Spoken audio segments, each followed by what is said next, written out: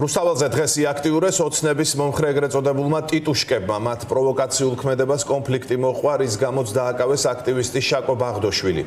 ადვოკატი აცხადებს, რომ ყველა ტიტუშკა გაშიფრულია, იციან მათი სახელები და გვარები და ახლა ელიან რას უმზადებს რეჟიმის აქტივისტს. რუსთაველზე ბიძინა ივანიშვილის სიტყვიერი შეურაცხყოფისთვის, შეგინებისთვის დააკავეს შუახნის მამაკაციც. ჩვენს მაყურებელს თუ ვკითხავთ, ახლა რამდენჯერ მოუხსენიებიათ მსგავსად სხვადასხვა დროს სხვადასხვა ხელისუფალი გამოვა, რომ ნახევარ საქართველოს შესაძლოა მეტიც ახლა ციხეში უნდა იყოს. თუმცა ივანიშვილის განსხვავებული შემთხვევა გვაქვს ჩვენ სახეზე, მას არ აქვს თანამდებობა, მაგრამ აქვს აღქმა, რომ განსაკუთრებული ჯერ ერთი ჭარბინდობით სარგებლობს და ასეთივე პატივს იმსახურებს და ასე უნდა მოექცეთ. მას მიაჩნია, რომ აქვს უფლება შეგიზღუდოთ ყველაფერი, მათ შორის გამოხატვის თავისუფლებაც.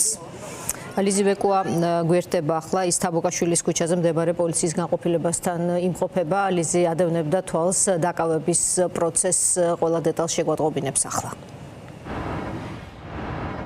როგორც აღნიშნეთ, გერთებით თაბუკაშვილის პოლიციის განყოფილების მიმდებარე ტერიტორიიდან, სადაც რამდენიმე წუთის წინ კიდევ ერთი სამოქალაქო აქტივისტი კოკო ბითაია მოვიდა, რომელიც ასევე იმყოფებოდა დღეს რუსთაველის გამზირზე პარლამენტის მიმდებარე ტერიტორიაზე, რადგანაც გამოჩნდნენ ქართული ოცნების ეგრეთ წოდებული ტიტუშკები და ფიზიკურად გაუსწორდნენ სამოქალაქო საზოგადოების წევრებს, სამოქალაქო აქტივისტებს. ის შემდეგაც სამოქალაქო აქტივისტი შაკო ბაღდოშვილი პოლიციამ ჩასვა საპატრულო პოლიციის მანქანაში და აღმოჩნდა, რომ ის გადმოიყვანეს თაბუკაშვილის პოლიციაში. მას ფიზიკური ზიანება აღენიშნებოდა 4 საათის განმავლობაში. ის უკვე ამ განყოფილებაში იმყოფება და რამდენიმე წუთის წინ განყოფილება დატოვეს სამედიცინო დახმარების ექიმებმაც, მანქანებმა დატოვეს. ამ კადრებს მაყურებელი ახლა პირდაპირ ეთერში უნდა ხედავდეს.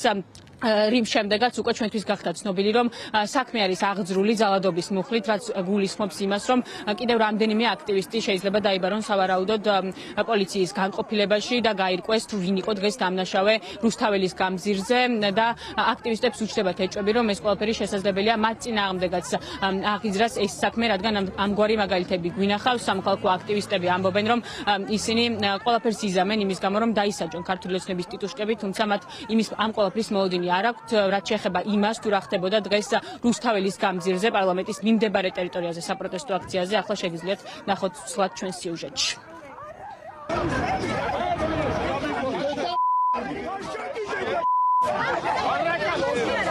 დაახლოებით 10 საათისთვის 9 აპრილს დაღუპული გმირების მემორიალთან ქართული ოცნების ორი შენიღბული ეგრეთ წოდებული ტიტუშკა გამოჩნდა, რომლებმაც უწყვეტი პროტესტის მონაწილეებს სიტყვიერი შეურაცხყოფა მიაყენეს, რასაც დაპირისპირება მოჰყვა.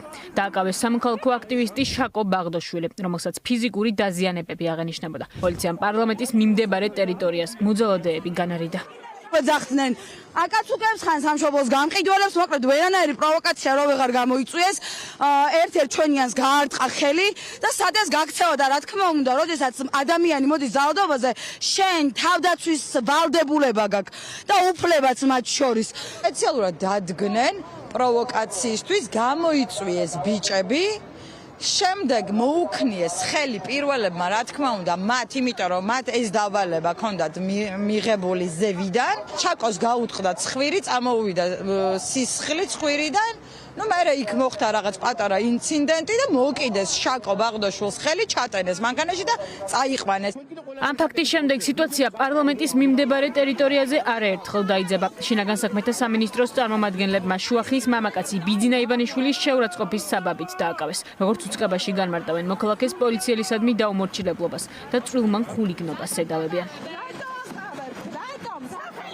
რუსთაველის გამზირზე როგორც კრიმინალური, ისე საპატრულო პოლიციის თანამშრომლების სიმრავლე შეინიშნებოდა. სამართალდამცველები სამოქალაქო საზოგადოების წევრებს გადაადგილებას უზღუდავდნენ. პერიმეტრს 200-ზე მეტი პოლიციელი აკონტროლებდა. სამართალდამცველების რაოდენობის შესახებ კითხვები საპატრულო პოლიციის დეპარტამენტის დირექტორს ლევან მაისურაძეს და სხვა პოლიციის მაღალჩინოსნებს დაუსვით. მოქალაქეებს უნდა მიეცეთ საშუალება თანაბარ პირობებში მოვიდნენ მემორიალთან. რა პრობლემაა? ვინ უშლით რომ გადმოვიდეს? ეხლა პოლიციის კორდონი არის ჩაყენებული. თავისუფალია მოძრაობა, შეუძლია განაგრძონ სვლა და მოხვდნენ, სადაც უნდა წავიდნენ, რა მიმართულებითაც უნდა. კორდონი მაშინაში. ორივე მიმართულებით უსაფრთხოების ამბებიდან გამომდინარე. რომ იდგნენ მანამდე და ოკუპირებული ქონდათ მოქალაქეებს, არ ქონდათ შესაძლებლობა რომ მისულიყვნენ. ესეთი ქცევა არ შეიძლება, ხო, დღევანდელ დღეს. ადამიანების დაკავებაზე თუ იცით და ამ ხელა მობილიზება რატომ არის საჭირო? არ ვიცი. არც ერთი არ გაქვს პასუხი? არა მაგამს 9 აპრილის მემორიალის მიმდებარე ტერიტორიაზე მთელი ღამის და დღის განმავლობაში სინდისის პატიმრების ოჯახის წევრები თავიანთი შვილების ფოტოსურათებით იმყოფებოდნენ. რეჟიმის ტყვეების მშობლებს ქართული ოცნების წევრებთან კითხვების დასმა სურდათ. თუმცა მათ ძალოვანი უწყების თანამშრომლებმა ამის შესაძლებლობა არ მისცეს. ქართული ოცნების წევრებმა ძალიან კარგად იციან, რომ არალეგიტიმური მთავრობაა და კორდონები დაჭირდათ საკუთარ ქვეყანაში, საკუთარი ხალხის წინ, რომ გაევლოთ და მისულიყვნენ 9 აპრილის მემორიალთან. ამათ გონიათ, რომ რაღაცას აკეთებენ და გვაჩვენებენ, რომ ვითომ არიან ძალიან მყარად და ძალიან ძლიერად.